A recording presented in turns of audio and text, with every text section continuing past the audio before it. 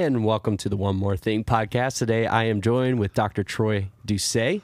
How's it going, man? Hey, man, it's awesome. Good to be here. It's always an honor to have you on. You did an amazing job this weekend, as always. Thanks, man. This was your third monologue, correct? Mm-hmm. So you're hitting out of the park every time. I texted Laura after I watched it because we were away this weekend, and I just said, you have to watch this weekend's message. Sweet. So you did a fantastic job. I love the subject matter. So let's jump into it. Yeah. You ready to go? Man, I'm in. Let's ready go. to do this? So the whole thing was position, perspective, and process. Mm-hmm. And the whole kind of overarching message and theme was like, I believe it was a very relevant message for today. Because I think, especially here in America, like we have a lot of opposing sides right now. Oh, yeah. And the differences between us have never been more stark. I think, you see this whole thing with like black versus white, homosexuality versus religion, vaccinated versus unvaccinated, Republican versus Democrat. Yeah. And I think the whole story that you told with not just the remote, like you're seeing things from your perspective and I'm seeing things from my perspective. Right. But the whole Luther conversation and story, a lot of times you hear this, you're like, well, why don't they just fix their life and do better? And then you realize once you step into their world and that proximity gets a little closer and you're like, oh, I can see how this would be an impossible mountain to climb. Absolutely, for some of these kids. So I think the message was just perfect. So what were your thoughts when you were like preparing this message? Because this is a very delicate process. It's funny you say that. Like even talking with the other guys on the teaching team, there was so much content that you had to sort of pick and choose like the direction of where we were going to go.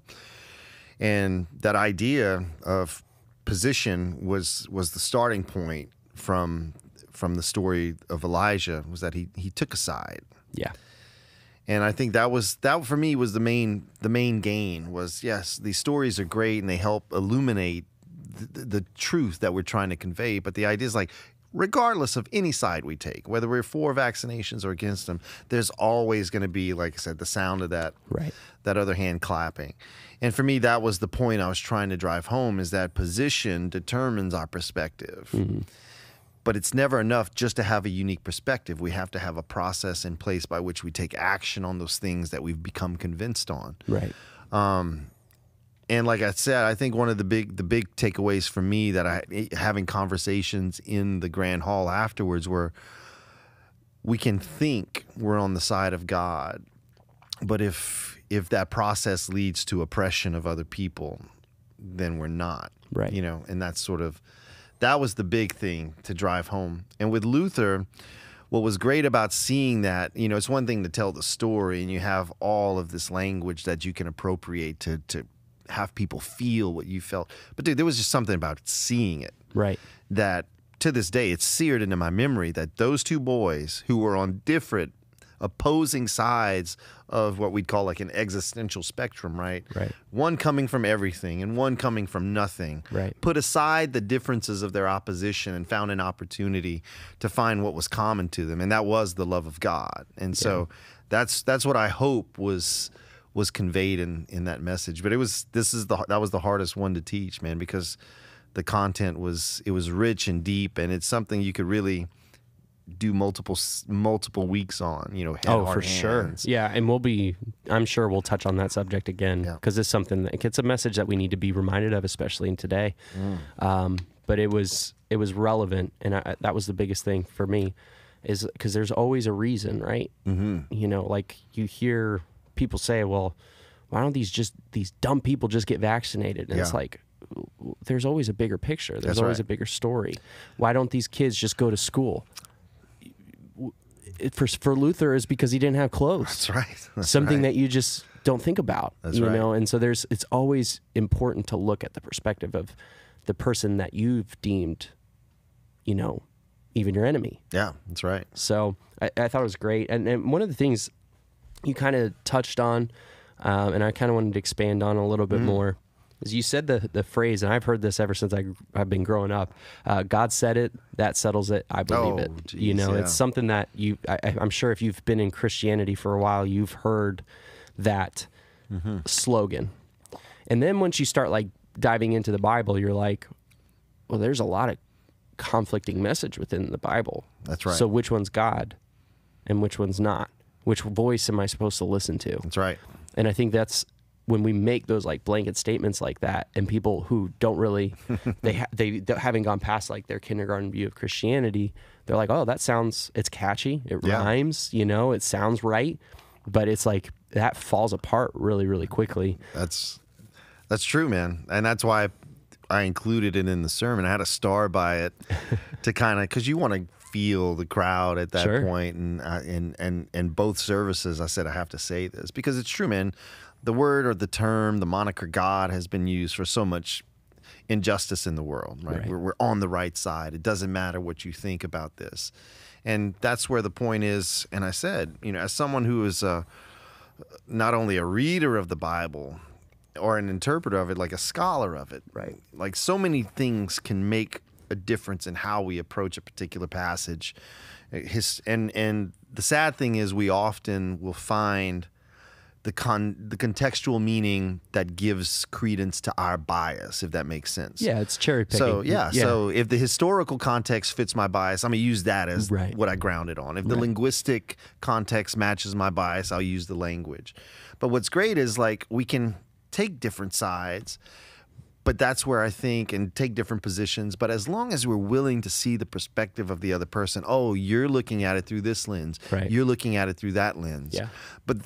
But that's where process comes into place. Position and perspective, we're only, you know, 2/3 of the way there. Now, does my process, does that which I've convinced myself of or someone else has convinced me of, put me into a process where this action is going to oppress or marginalize people based upon that interpretation? And if that happens, then screw you, man. No, that's not the side. That's your litmus test. That's it. Yeah. The litmus test of truth is always, what is the result of this belief? Right. And again, I harped on that quite a bit, is, man, so much of Christianity is a checklist.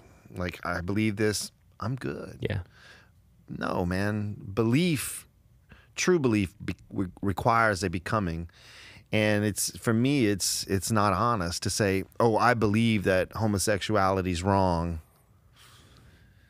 Well, if you believe it's wrong, what are you going to do about it? Because that's what that belief requires you to do something about it. And what you have to admit is, now I'm going to oppress people because of their orientation. Right. Whereas if you have a different reading, you say, okay, how can I be an ally to say these people deserve love, these people deserve acceptance and belonging, even if I don't fully understand. Right. They still deserve the love of God. Yeah. As manifested through me. Right. So, you know, I know that's controversial, dude, but no. It's where we're at. I mean, it's one of those things that is like, you know, once you uncover kind of the historical, like the layers. Larry always talks about like 70 feet under. You know, we've taken these ideas, these sayings, these passages, and over time have layered our own cultural biases and beliefs and interpretations over it for a very long time. And now it's like, we're trying to get back to the original meanings of these things. But, you know, even when you have that conversation about like, well, the word homosexuality wasn't added into the Bible until 1953? 54. Yeah. New Revised Standard, yeah. So that's a more recent phenomenon. Yeah. So, you know, and we laid that out on Let's Talk. I think it was What's the Role of the Church in the 21st Century. So if you're interested in that, there's a whole 45-minute discussion on that one subject, and you laid it out perfectly. But I believe this message was like a major call to action to get us out of our seats, because for so long, and at least with my story, it was all about beliefs. It was all, when you were saying checklist, I was I can't even tell you how many times I've had that conversation. It was a checklist of beliefs. Yeah. Checklist. I'm good. I believe that. That's it. We're good. And I don't know if you noticed, but it was intentional at the beginning of service. I told people, share this. Yeah. Like that in itself is a process, man. Right. That in itself is, because a lot of people, man, they become recalcitrant or reluctant, or they have some trepidation about, I can't, I feel uncomfortable telling people about my church or inviting people to church. Cool. Then there are other ways to do that, right? But if you find this meaningful and you're showing up on Sundays, then it's sort of selfish to keep it to oneself. But there are ways that we can do it that technology affords us, like share it. Right. Because you never know whose newsfeed it's going to fall in, and someone watches this and they go, oh my God, there's a church like this? Right. I got to go check it out. Yeah. And it's because you shared it, right? And that's sort of the idea. So I started the message with how I ultimately wanted to end the message. Right. And it was quite subliminal, but it wasn't insidious, right? Right. So, but yeah, man, it's giving people tools. Because it's one thing, man, if a doctor just continually gives me a diagnosis, like, great, there's a lot of crap wrong with me. Right. Now, give me a freaking remedy, right? Give me something to do. And that's what I hope was conveyed is, here's something you can do. Yeah. Yeah. You know, so. No, I thought you did a fantastic job. I mean, like I said, it was another home run for you. And at least with all the conversations I've had, people are really enjoying it. And I'm glad. This past weekend's message was very effective, very inspirational. I'm glad, man. Want to go out and go through the process, be the process, you know. So you did a fantastic job. So do you have anything else for one more thing? Was there something that you kind of left off the table that you were wanting to kind of touch on? No, man. No, I mean, I think there was so much work put into that sermon because it's such a huge topic. And like I said, you can make a series out of the whole head, heart, hands, the whole position, perspective, process thing. Yeah. I think we condensed it into a very simplistic form of that. I hopefully will, I don't know, give people a thirst for more of that in the future, to where, okay, what a tool help me go into the community and reach people with this life-changing message, man, of God's love. So that's what we're hoping. Well, and I noticed that you guys left the Isaiah story on a cliffhanger this week. You know, you at the end, Isaiah is like, oh, Elijah. Yeah. Isaiah, I'm like, that's not right. Yeah. Elijah is, you know, he has the sacrifice, and he's telling them, you put your sacrifice and let's see what happens. I put mine, and we're going to call fire from both of our respective God, from both of our positions. And I mean, it's really a logical test, right? Yeah. It's like, whichever God sends the fire is the true God. Yeah. And even the people are like, all right, sounds good to us. Yeah, yeah. But so we got to wait till next week to kind of find out what happens next. Pastor Larry and bring in the fire. So. Awesome. Well, thank you so much for being on One More Thing. It's always a pleasure. Awesome, man. Thanks. Thanks.